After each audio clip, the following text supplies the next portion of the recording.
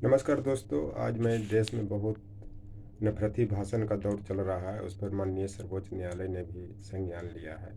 ये जो नफरती जो भाषण है वो देश में समाज में को तोड़ रहा है, राष्ट्रीय एकता अखंडता को भी तोड़ रहा है। लेकिन सबसे बड़ी दुख की बात है कि जो माननीय गृह मंत्री अभी बिहार के नवादा जिला के हसुआ में जो स्टेटमेंट दिया, वो बहुत दुख की बात है, बहुत खेदजनक है कि जिसमें उन्होंने कहा कि जो भी दंगाई है उनको मैं उल्टा लटका दूंगा। मैं आपको बता देना चाहता हूँ कि ये अप्रत्यक्ष रूप से बिहारियों को उल्टा लटकाने की बात कह रही हैं और इस शेर के मान में चुनौती दे रहे हैं। इनको ये पता होना चाहिए कि बिहारी जब आक्रोशित हो जाता है, जब अपने औकात पे आ जाता है, तो किसी को भी नहीं बकसता है, वो उल्टा उसको लटका देता है। आपको बिहार का इतिहास देख लीजिए कि बिहारियों ने ब्रिटिशर्स को भगाया। उसका कारण है कि पहला जो स्वतंत्रता आंदोलन का जो दौर चला, जो आंदोलन चला, चंपारण से चला, जो महात्मा गांधी के नेतृत्व में 1917 ईस्वी में स्टार्ट किया गया, वो आंदोलन इतना आक्रोशित हो गया कि अंततः 1947 में भारत से अंग्रेजों को भागना पड़ा। आज मैं आपको बता देना चाहता हूँ कि बिहार बहुत शांति प्रिय राज्य रहा है। इतिहास उठा के देख लीजिए। विश्व का प्राचीन लोकतंत्र भी बिहार ने दिया है, वो वैशाली से शुरू हुआ था। बिहार जैसे धरती ने आपको महात्मा बुद्ध, महावीर जैसे महान व्यक्तित्व को दिया, जो विश्व विजेता माने जाते हैं, शांति के दूत माने जाते हैं। और जो महावीर जी ने जिन्होंने पंचशील सिद्धांत दिया था, वही पंचशील सिद्धांत आपको चीन और भारत के बीच में लागू है। और वो पंचशील सिद्धांत को जो आप नहीं मान रहे हैं, जिसमें सत्य, अहिंसा, अस्तेय, अपरिग्रह, ब्रह्मचर्य, जो 5 सिद्धांत हैं, उसको आप फॉलो नहीं कर रहे हैं, तो आप बता दीजिए कि आप चाइना से क्या उम्मीद करते हैं। दूसरी चीज़ की, ये लोग जो धर्म के नाम पे या राम मंदिर के नाम पे ये जो दंगा फसाद करवा रहे हैं, तो मैं आपको बता देना चाहता हूँ कि राम जी के मंदिर में कितने पंडे होते हैं, हनुमान जी के मंदिर पर किस तरह का झंडा होता है, शायद आपको पता नहीं हो। तो इस पर एक भोजपुरी में भी, मगही में भी, खास करके नालंदा गया क्षेत्र में कहा गया है कि राम जी के मंदिर में 5 पंडा होना चाहिए, हनुमान जी के मंदिर पर लाल झंडा होना चाहिए। और आपको बिहार में बोलने का, इस तरह की भाषा दंगाइयों का प्रयोग करने का किसने इजाज़त दिया है? आपको तो बैंड पार्टी का लवंडा होना चाहिए। इस कारण इस तरह की स्टेटमेंट का इस्तेमाल करना कि दंगाई है, दंगाई कोई बिहारी नहीं है। और ख़ास करके यूपी बिहार के लोग, आप लोग बाहर से लाते हैं, गुंडे बदमाश को लाते हैं और वहाँ पे दंगा करवाते हैं इलेक्शन जीतने के लिए। और जब तक इलेक्शन आता है तो इस तरह की बातें होती है। ये किसी से छिपा हुआ नहीं है। और आपको ये लगता है कि इस बार भी 2024 का इलेक्शन जीत जाएंगे इस तरह से करवा करके, तो मैं आपको बता देना चाहता हूँ कि आप ऐसा नहीं हुआ। चूँकि हर शाम सुहानी नहीं होती, हर चाहत के लिए कोई ज़रूरी नहीं कि कोई कहानी होती है। अगर मोहब्बत में असर होता तो कृष्ण भी राधा के हो जाते।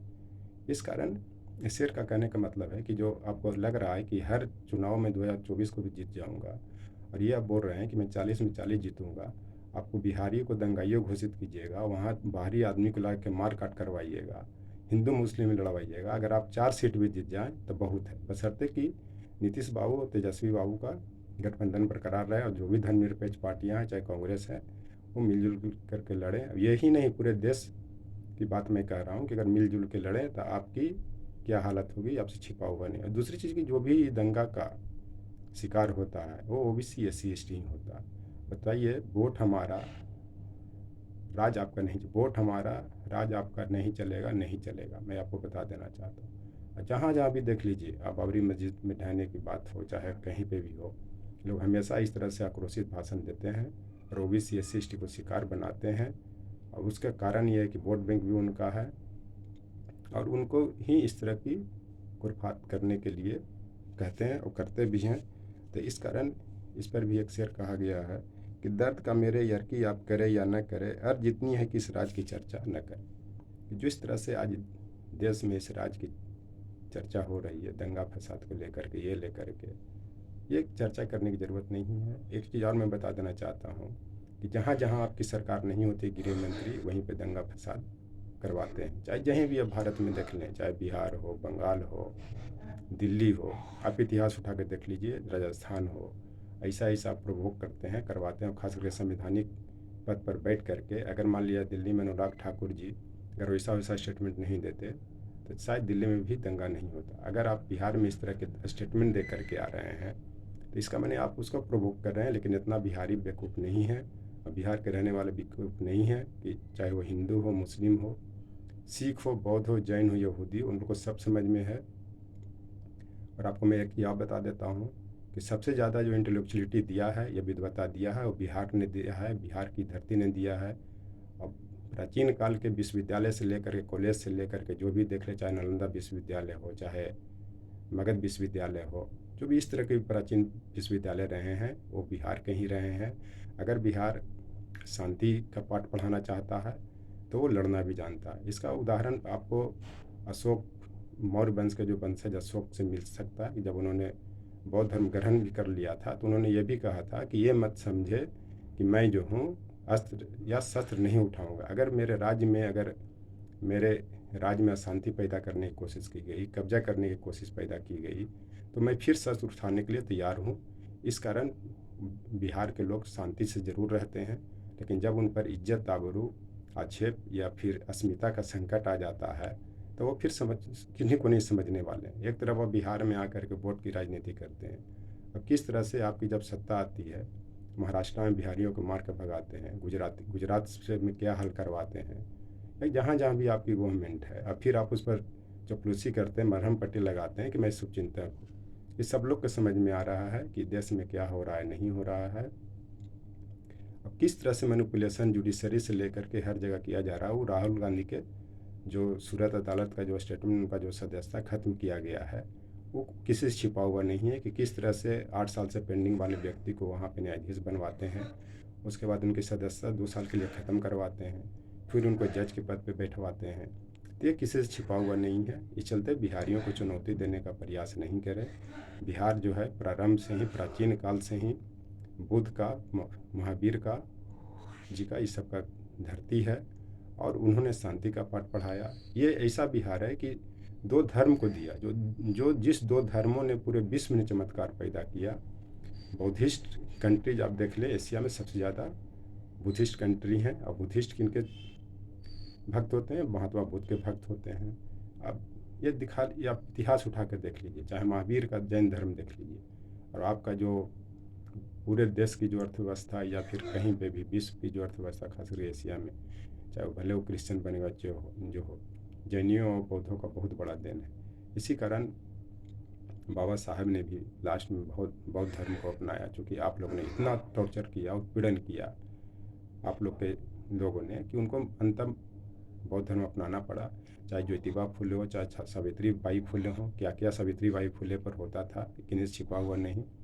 एक उन पर अंडा फेंका जाता था, पीटा जाता था, स्कूल में जाने से रोका जाता था, लेकिन वो क्रांतिकारी महिला प्रतीक हुई और ओबीसी SC ST के लिए वो एक तरह से पथ प्रदर्शक बनी। उन्हीं को हौसला अफजाई से, उन्हीं की देख करके कि जब उस समय ये हाल था हम लोग का, तो आज हम लोग बहुत मजबूत हैं, संविधान है, सिस्टम में OBC SC ST हैं, सब लोग हैं, चलते मजबूती से लड़ाई लड़ रहे हैं।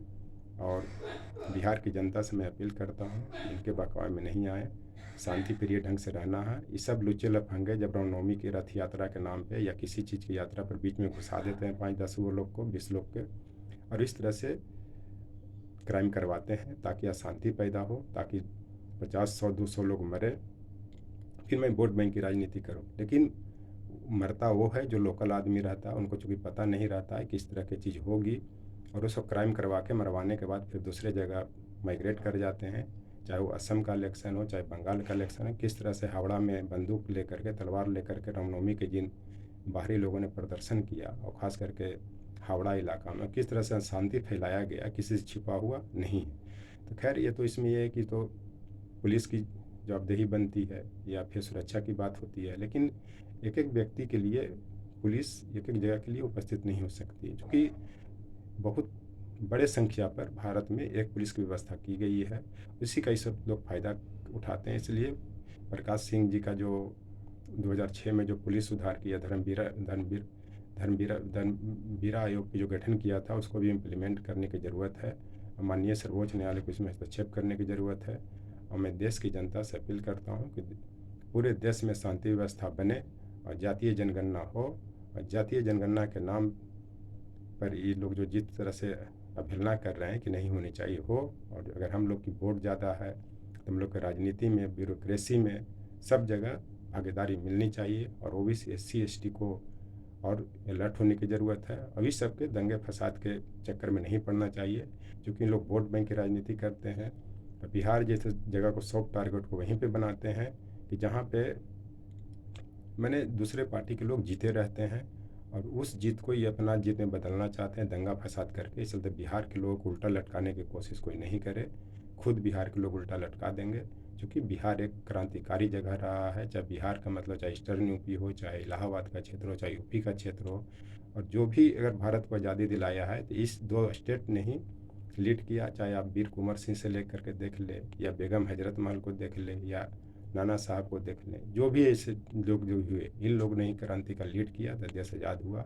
और आप लोग तो बहुत छोटे मोटे आदमी हैं और डरपोक आदमी भी हैं। डरपोक आदमी इस तरह से सुरक्षा के घेरे में बोल करके निकल जाता है, लेकिन बिहार के लोगों को सब ये चीज़ समझ में आ रहा है। Thank you.